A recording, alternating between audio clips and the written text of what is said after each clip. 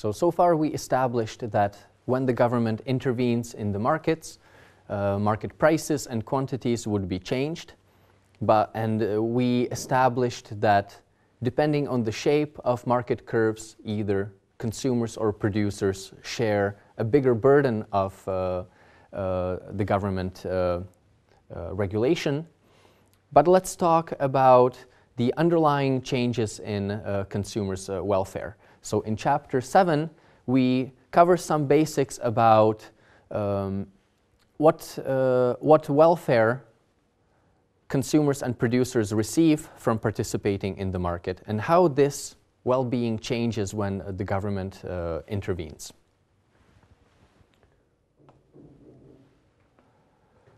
Welfare economics is the study of how an equilibrium in the market allocates resources and well-being to different participants in the market.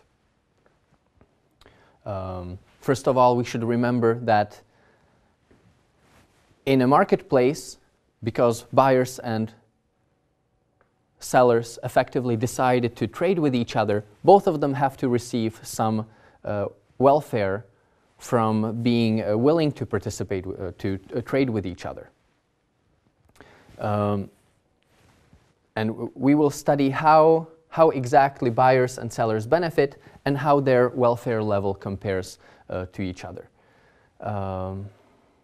We will say that the equilibrium in a market can be evaluated based on how much welfare it gives to consumers, producers, and in case there is a government intervention and maybe government collects tax revenues, also well-being of taxpayers in the economy.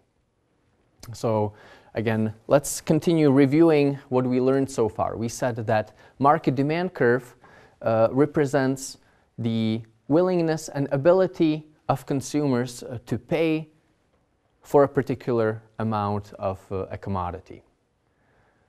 So this demand curve shows us the amount that consumers would be willing to pay for a particular amount of the commodity. And if consumers have to pay a certain price level, such as P1, we would say that in this market, with the price of P1, consumers will be willing to buy Q1 amount of the commodity. This is the amount of willingness and ability to pay for this quantity. And this is the actual amount that consumers had to pay to producers. Right? Later we will say that this is the revenue of producers with this market quantity and this price. That means that there is this triangle between what consumers have to pay and what consumers were willing to pay, and we will call this area the surplus that consumers receive from participating in the market.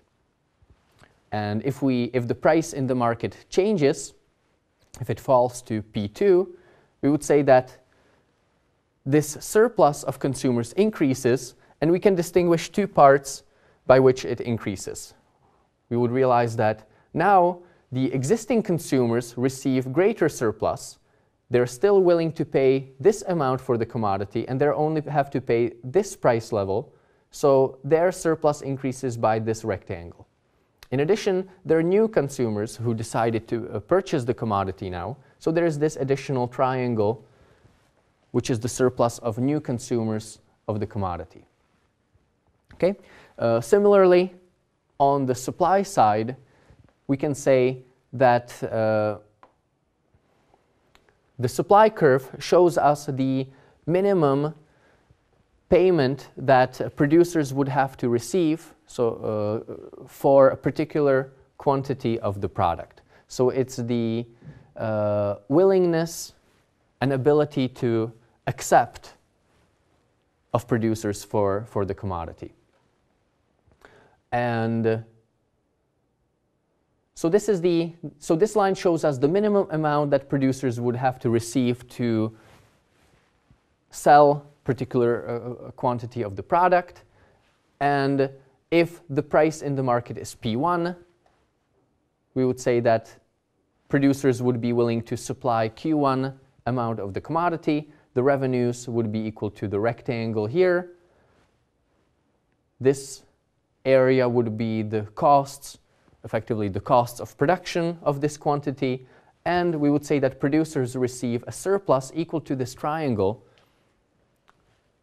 And we can understand that it's the surplus in excess of the costs of production. And if the price in the marketplace increases, existing producers would receive greater surplus because now with the same costs of production, they collect greater revenues. And in addition, new producers would enter the marketplace. New producers would start selling their product, and producer surplus would also increase by this triangle. So we can distinguish these two changes in producer surplus when price in the market changes. Okay. Now to evaluate total surplus in the market, and as a keep in the back of your head that we are discussing free markets without government intervention so far. So we will say that total surplus in the market is the sum of consumer surplus plus producer surplus. And if we look at the expressions for consumer surplus and producer surplus, we would realize that amount paid by buyers and the amount received by sellers can get canceled out in this summation. So the total surplus only depends on the value to buyers and the cost to sellers. Later we will introduce the revenues of the government from an equilibrium. Okay? So we would say that if the society only cares about efficiency, the society would try to achieve a market solution that maximizes the total surplus that market participants receive.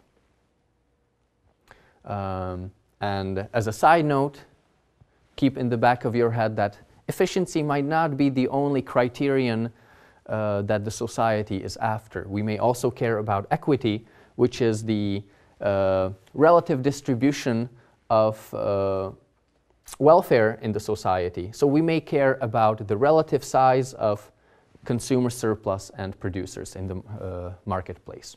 So in particular, the picture doesn't have to look like this. The consumer surplus and producer surplus don't have to be of equal size.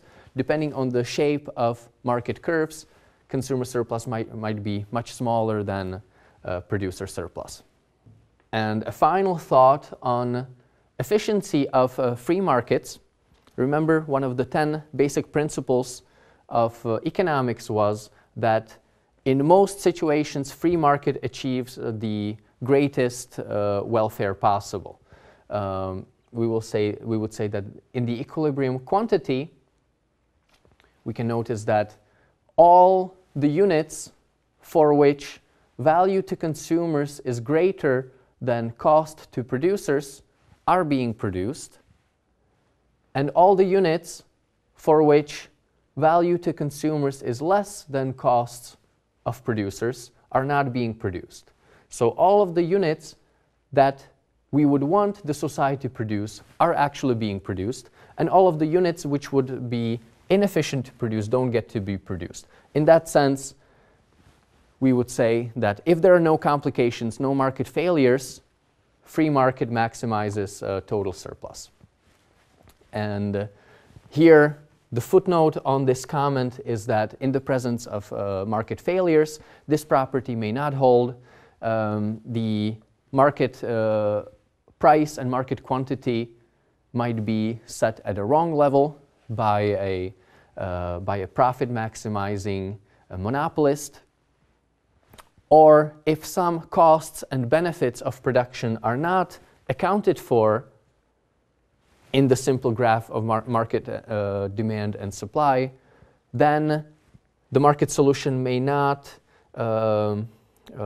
include all of the effects of trade, and we may not expect the free market solution to be the same as the welfare maximizing solution.